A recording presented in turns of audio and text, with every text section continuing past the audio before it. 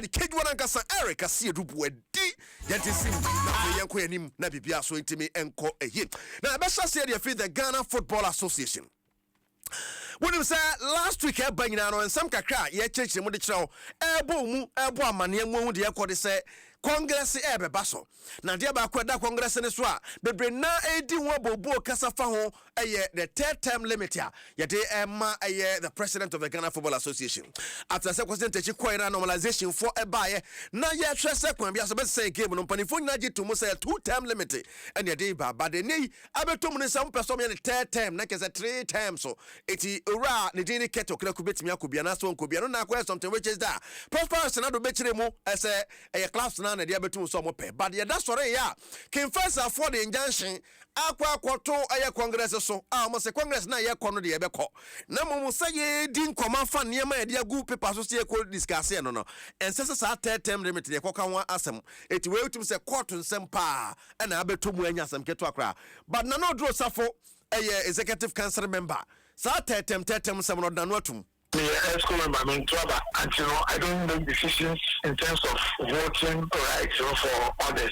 I'm president 3 terms. We always look at the best practice.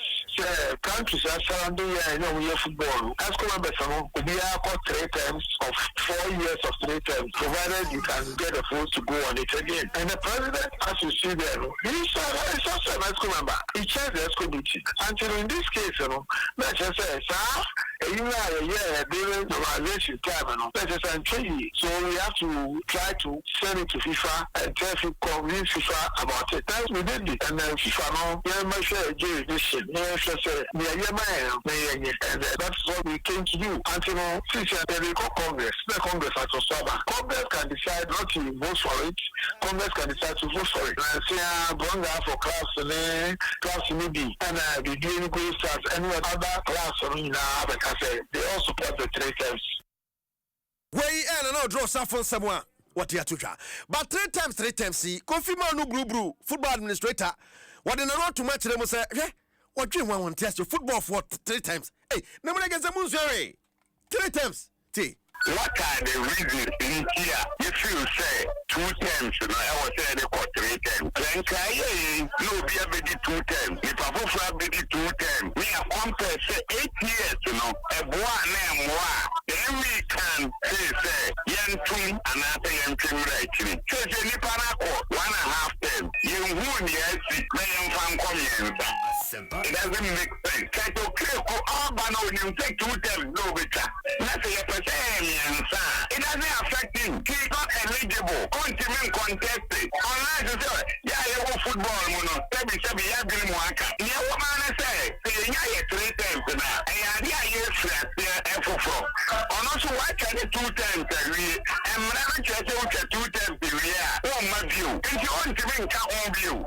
Now, the question is, we have not tested the 2 terms. I didn't see the you know the pros and cons. Leave it there. 3 terms. So on what moral right now what's the contest view? I am football. When say I'm a miracle because some of the outside the corridors of football, they have every reason to do that because we cannot give reason. Number 1. We behave as if we cannot even reason. Kofi Manu Samno no. Adom Sports number 1. Congress and some of the Bessiaco. Yamma Pimon shed draw near the Indaso Sababaso near to Tempamu Habeko. Yen 2 clubs equity and name of Confederation Cup ne Champions League Dimono so be on us.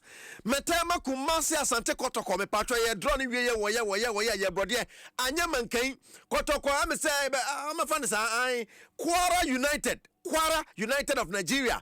Any year drawn a kotoka kwenya no. It first like remember so Kumasi 19th to the 21st is 19 2021 September 19 2021 muba kona samachi beba so asana kotoka return leg na conscious on the 26 27 28 muba ko e Nigeria ti way any the ababeto mu I don't want some enso eba na yaka ne sa no kotoka betumi akomani mana asam komani but wo mu wie we ya no with dad hey na man for the kai with dad su e be say kotoka betumi kwara film no ne with dad akwakobo a emre ne krabia na be che ba kwara de West Africa for the to me munyom am ye kwenim koroko fans be after the draw ni yeah na ko represent Ghana building. We need the peace of mind. We need that team unity to gel so that Africa do start here. They bet to me at least if nothing at all to the group stage. So we are building the team. We are not there yet. And my ninja that much. Africa na ya koni ye team no an sheda an complete sign pan focus so omo year 1 or 2 signing bi. Nti o say ya ma ya home so. Koroko play setters in Ghana football. And today the entire team na team. Penifo here a lot of arrangement and make us say for the team. Let's support them and we think that they can do better for us. Yeah, we dey go ambo aso. Dey gusu players ni eba.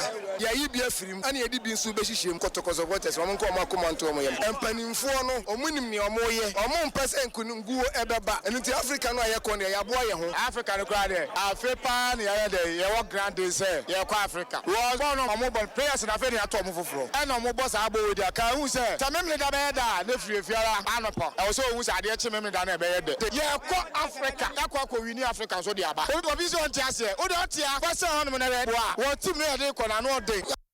Wey Kotoko supporters been some more and of course yeah Hassan Ebesia come no kasa go Cape Coast to eho no mo precision no him so betimi league no chase o mo be yiro mo interior ba na fe wo matumi atiesi mo Confederation Cup mo akote Ghana ni mo na Gold Stars is here na mo ewo the Champions League mo be todwa wo ya mo so anya JS Kabili of Algeria. Now, yakan sa no sa weekend ya September 19, 2021 sa weekend no anase sa date no ano ehwa na Gold Stars so be bɔ mo dia na against GS Kabili. Na Gold Stars ya so na mo ye wono so timi wini ne dia ne pa. One East End Lions of Sierra Leone anase Tunisia club akwa friend US Monastir and they be pay so second round into we mu komani tie be hese ne wa. But bia ne Gold Stars so France akasa omo so akasa kire mu se wo mo so omo ni abre pa kire so omo pese omo kokobɔ dwuma nye so omo kwakɔ numbers na wo keke fa ho omo kwate Ghana nim expectation was the first time I echo until expectation at least we more money zone there and I say e be qualify group stage ni akwa yeah ya dey say ye bompa say na maybe I can for nando ye bompa say e be dunia tra hon te erade kra boy no de na ho de dunia ye bompa say e be ji heard last 2 seasons I dreams the farmers some koko putu Africa na to be honest so no nko bi da but omutimi ye adwuma ma e so Ghana fo yin nyina ni say dem di kaka enya nyameden ye first time aye kwani bibia betime say who knows every pana yakopon be sin ho no nyama me bi ye kwakwa kwaji Africa na who knows nti de ye hwe mpanyfo say e do bridge na libe nko e be fa so e be cross bridge na sabi say mpanyfo say ohwe ase ya no nche say we we ya no yo hwe good and former baby di kuni ewo abnaboma omo asase no ebi okoba kono ate ahwe akombedu no ate ahwe ebi an imprensa so otimi di kuni eti say ye call first time say ye tehwe a enya ni wuo ena enya ni buase ma gu sa say ya kono ebi a ye first time ya ba ate ahwe ni nyina no e be say nkran de be my experience the way forward we see a set example Ghana Gold Stars for so almost set example Ghana Okopiemo wo House of Folk for catch and patron na no me be catch there say abrof